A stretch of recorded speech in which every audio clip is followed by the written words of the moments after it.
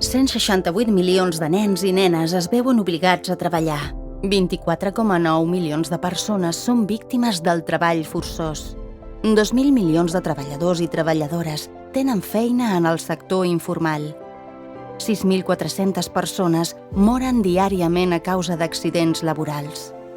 Aconseguir un nivell de vida adient és un dret humà i la base de les societats democràtiques. Però el creixement econòmic desigual i la taxa insuficient de creació d'ocupació ofereixen als treballadors i treballadores feina de poca qualitat i explotació, negant-los el dret a compartir el progrés. La creació d'ocupacions productives i innovadores de qualitat, garantint els drets laborals, estenent la protecció social i respectant el medi, és una obligació de totes les economies.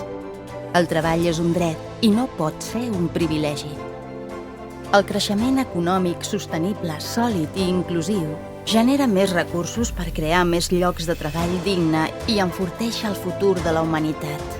Per seguir el ritme de creixement de la població, cal crear d'aquí a 2030 600 milions de llocs de treball, 40 milions cada any.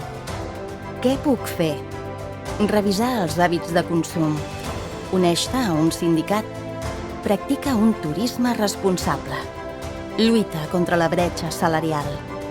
Les principals fites sindicals són protegir els drets laborals i promoure un entorn de treball segur i sense riscos arreu del món i assolir el 2030 l'ocupació plena i productiva, el treball digne per a tothom i l'igualtat de remuneració per treball d'igual valor.